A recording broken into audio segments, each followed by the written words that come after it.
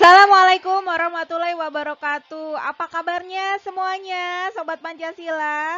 Bu Nina harap dalam keadaan sehat dan bahagia. Bertemu kembali dengan mata pelajaran pendidikan Pancasila dan kewarganegaraan pada materi Sistem Politik di Indonesia. Setelah mempelajari materi, kalian diharapkan agar mampu menghayati sistem politik Indonesia sebagai wujud rasa syukur kepada Tuhan Yang Maha Esa. Dapat responsif terhadap sistem politik Indonesia, dapat menganalisis sistem politik di Indonesia, serta menyaji hasil analisis tentang sistem politik di Indonesia. Awali pembelajaran kita dengan membaca doa terlebih dahulu ya.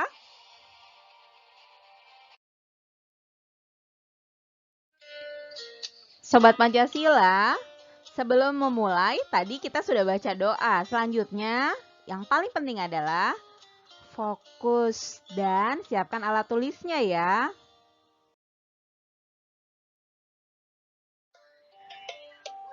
Pada bab ini kita akan membahas sistem politik di Indonesia.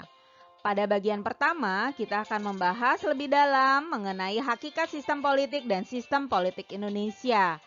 Pada bagian selanjutnya akan dibahas mengenai suprastruktur dan infrastruktur sistem politik Indonesia. Selanjutnya akan dibahas pengambilan keputusan dalam sistem politik Indonesia. Bagian terakhir akan membahas partisipasi warga negara dalam sistem politik di Indonesia. Di dalamnya juga akan dibahas pengertian dan ciri-ciri partisipasi politik, bentuk dan jenis partisipasi dari politik, tujuan partisipasi politik, tingkatan partisipasi politik, dan sebagainya. Menarik bukan? Untuk membahas sistem politik, kita dapat membahas pengertian kata sistem dan politik. Sistem dalam Kamus Besar Bahasa Indonesia dapat diartikan sebagai perangkat unsur yang secara teratur saling berkaitan, sehingga membentuk suatu totalitas.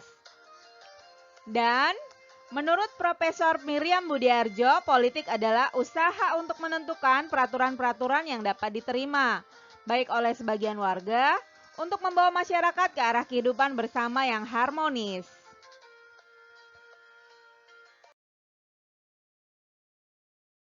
Adapun definisi mengenai sistem politik yang ditulis oleh para ahli ilmu politik, sebagiannya yaitu yang pertama dari Sri Sumantri. Menurut beliau, sistem politik ialah pelembagaan hubungan antar manusia yang berupa hubungan antara suprastruktur dan infrastruktur politik. Menurut Gabriel Almond, sistem politik adalah sistem interaksi yang ditemui dalam masyarakat merdeka yang menjalankan fungsi integrasi dan adaptasi. Menurut David Easton, beliau mengatakan bahwa sistem politik ialah sistem interaksi dalam setiap masyarakat yang di dalamnya dibuat alokasi yang mengikat atau otoritatif. Menurut Rusandi Simuntapura, sistem politik ialah mekanisme seperangkat fungsi atau peranan dalam struktur politik dalam hubungan satu sama lain yang menunjukkan proses yang langgeng. Berdasarkan pengertian tersebut dapat disimpulkan bahwa dalam sistem politik tercakup hal-hal yang pertama adanya lembaga negara dan hubungan antar lembaga. Yang kedua, memiliki fungsi integrasi dan adaptasi. Yang ketiga, sebuah mekanisme fungsi dan peranan dalam struktur politik.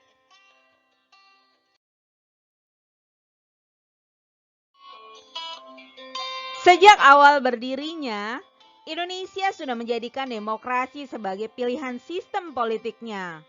Isi dan mekanisme sistem politik demokrasi Indonesia dirumuskan dalam batang tubuh Undang-Undang Dasar 1945. Sebagaimana dinyatakan dalam pasal 1 ayat 2 Undang-Undang Dasar Negara Republik Indonesia 1945 bahwa kedaulatan ada di tangan rakyat dan dilakukan menurut ketentuan Undang-Undang Dasar. Adapun sendi-sendi pokok dari sistem politik di Indonesia adalah sebagai berikut. Yang pertama adalah ide kedaulatan rakyat. Kedua, negara berdasar atas hukum. Ketiga, berbentuk republik. Keempat, pemerintah berdasar atas konstitusi. Kelima, pemerintahan yang bertanggung jawab. Keenam, sistem perwakilan. Ketujuh, sistem pemerintahan presidensial. Sobat Pancasila, sebagai pengetahuan tambahan di dalam buku dari Almond Powell yang berjudul Comparative Politics, System, Process, and Policy, dia menyatakan bahwa sistem politik dibagi menjadi 3 jenis. Yang pertama, sistem primitif yang intermittent. Sistem ini menggambarkan adanya sebuah kultur yang samar-samar serta bersifat agam.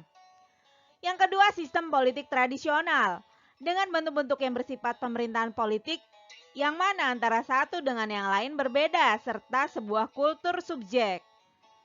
Yang ketiga, sistem politik modern. Di dalam sistem ini terdapat bentuk-bentuk politik bermacam-macam yang tumbuh dan menggambarkan kegiatan kultur politik partisipan.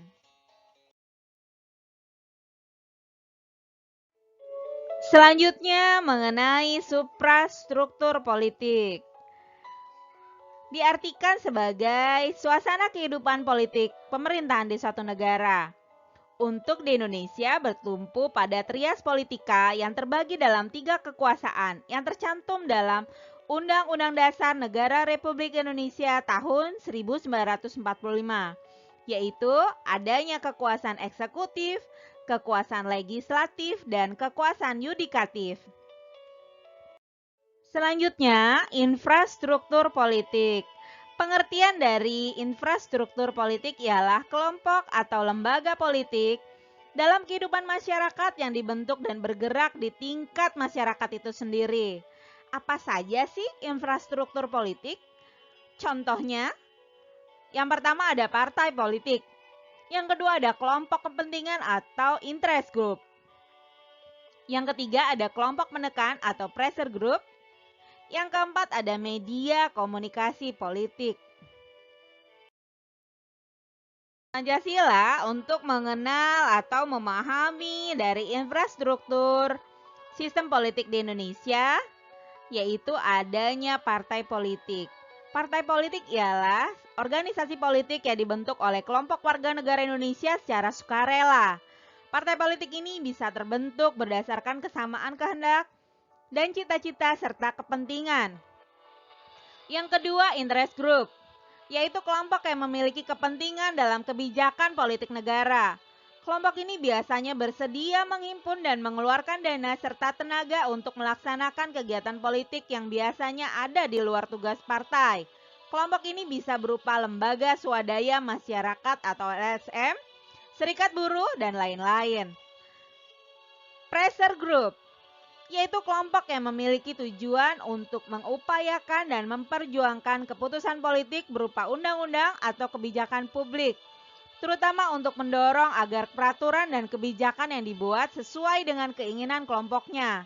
Mereka tidak segan untuk melakukan demonstrasi, bahkan aksi mogok untuk bisa mencapai tujuannya. Yang keempat, adanya media komunikasi politik, yaitu alat komunikasi politik untuk menyampaikan segala informasi dan pendapat politik secara tidak langsung kepada masyarakat.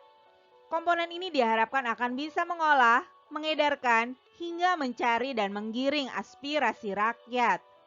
Media komunikasi politik bisa berupa media cetak, media elektronik, ataupun media sosial.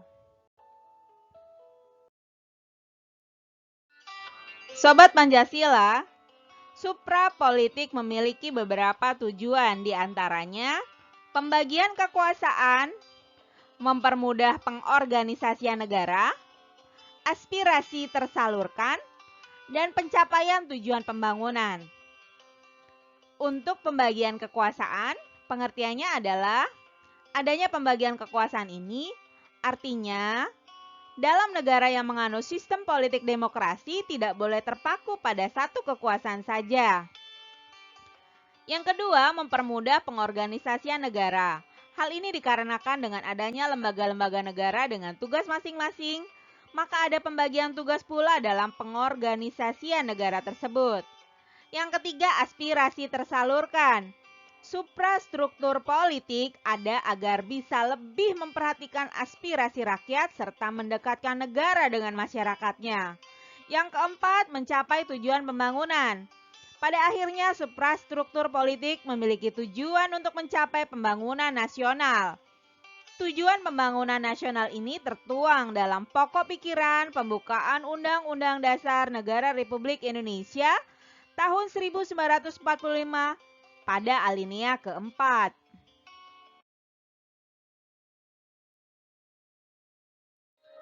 Selain itu, infrastruktur politik juga memiliki tujuan-tujuan yang ingin dicapai, antara lain memberi pendidikan politik.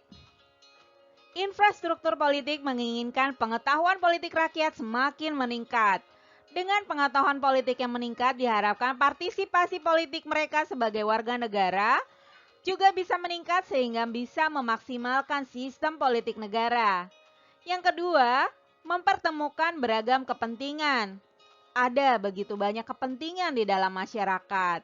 Dengan adanya infrastruktur politik, hal ini dapat dipertemukan. Yang ketiga, menyalurkan aspirasi rakyat. Bertujuan untuk mempermudah menyalurkan aspirasi rakyat ke pihak-pihak pemerintah yang terkait. Yang keempat, menyeleksi kepemimpinan. Hal ini bisa tercapai melalui pemilihan umum yang umum ada di dalam negara demokrasi. Nah, bagaimana Sobat Pancasila? Apakah sudah paham mengenai apa itu pengertian dari infra dan supra politik beserta dengan tujuan-tujuannya?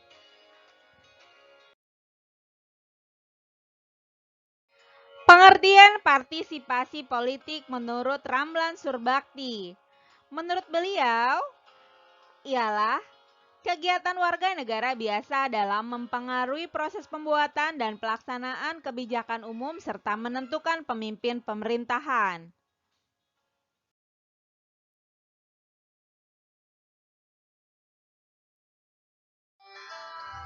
Sobat Pancasila, masih semangat ya untuk menyimak materinya. Nah, kita akan mempelajari bentuk-bentuk partisipasi politik, yaitu menurut Gabriel Almond. Ada dua bentuk-bentuk partisipasi politik, yaitu konvensional dan non-konvensional.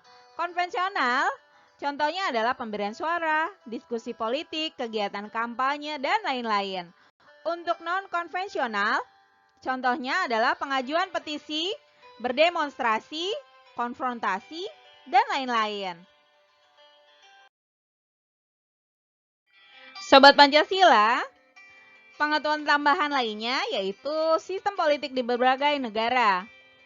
Nah, ternyata sistem politik itu di berbagai negara itu berbeda-beda loh. Yang pertama ada sistem politik di negara komunis. Bercirikan pemerintahan yang sentralistik, peniadaan hak milik pribadi, peniadaan hak-hak sipil dan politik, tidak adanya mekanisme pemilu yang terbuka, tidak adanya oposisi, serta terdapat pembatasan terhadap arus informasi dan kebebasan berpendapat. Yang kedua, sistem politik di negara liberal. Bercirikan adanya kebebasan berpikir bagi tiap individu atau kelompok, pembatasan kekuasaan, khususnya dari pemerintah dan agama, penegakan hukum, pertukaran gagasan yang bebas, sistem pemerintahan yang transparan, yang di dalamnya terdapat jaminan hak-hak bagi kaum minoritas. Yang ketiga, sistem politik demokrasi di Indonesia. Sistem politik yang didasarkan pada nilai, prinsip, prosedur, dan kelembagaan yang demokratis. Adapun sendi-sendi pokok dari sistem politik demokrasi di Indonesia adalah ide kedaulatan rakyat, negara berdasarkan atas hukum, bentuk republik, pemerintahan berdasarkan konstitusi, pemerintahan yang bertanggung jawab, sistem perwakilan, dan sistem pemerintahan presidensial. Nah, kita bangga ya di Indonesia karena kita memiliki sistem politik demokrasi.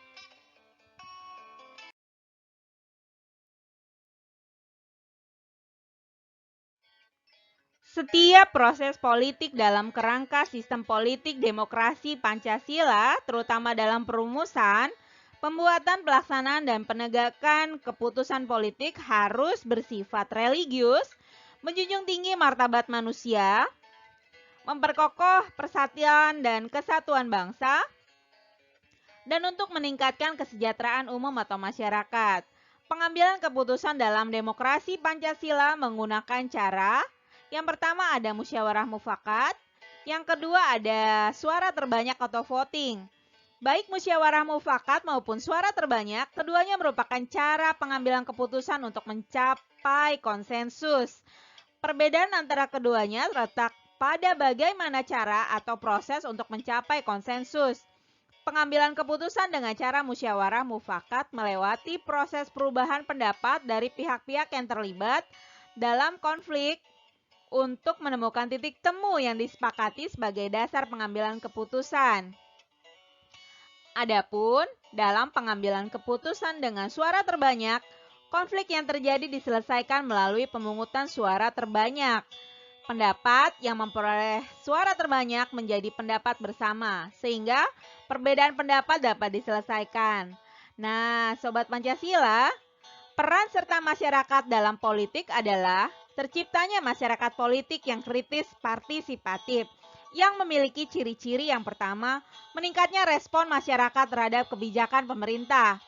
Adanya partisipasi rakyat dalam mendukung atau menolak suatu kebijakan politik, dan meningkatnya partisipasi rakyat dalam berbagai kegiatan organisasi politik, organisasi kemasyarakatan, dan kelompok-kelompok penekan.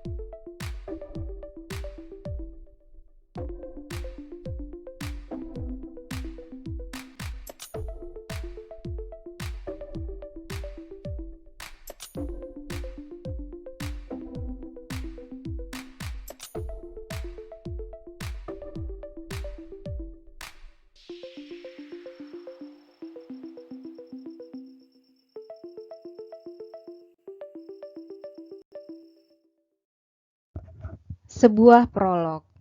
Pelaksanaan demokrasi pada suatu negara tentu akan sehat serta berkualitas apabila terdapat partisipasi dari masyarakatnya. Terlebih partisipasi dari generasi muda yang pada dasarnya merupakan calon pemimpin bangsa. Sehingga peristiwa partisipasinya memang sangat diharapkan serta dinantikan. Generasi muda perlu memandang bahwa mereka merupakan kelompok yang berkompeten dalam mempengaruhi proses pengambilan keputusan pemerintah. Idealnya, generasi muda perlu dibentuk menjadi generasi yang memiliki kompetensi politik yang mumpuni. Peningkatan kompetensi tersebut tentunya melalui berbagai kegiatan positif yang dilakukan serta diakomodir oleh negara, sehingga bangsa ini perlu memberikan toleransi atas cara mereka berdemokrasi yang masih jauh dari kesempurnaan, karena keterbatasan pengetahuan serta pengalaman yang dimiliki. Lazimnya bangsa Indonesia bersyukur serta mengoptimalkan realita mengenai masih adanya generasi muda yang bersedia untuk berpartisipasi dalam kepentingan umum. Semoga Indonesia akan selalu jaya.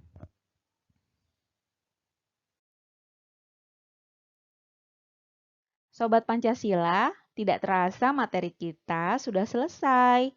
Sampai jumpa di materi selanjutnya ya. Bu Nina ingatkan bahwa kalian harus membuat catatan agar dapat dibaca kembali, berlatih dengan menyelesaikan soal-soal yang terkait dengan materi, dan utamakan tetap jaga kesehatan, tetap beribadah, dan tetap terapkan PHBS dan jaga jarak. Oke, wassalamualaikum warahmatullahi wabarakatuh. Tetap selalu semangat ya semuanya.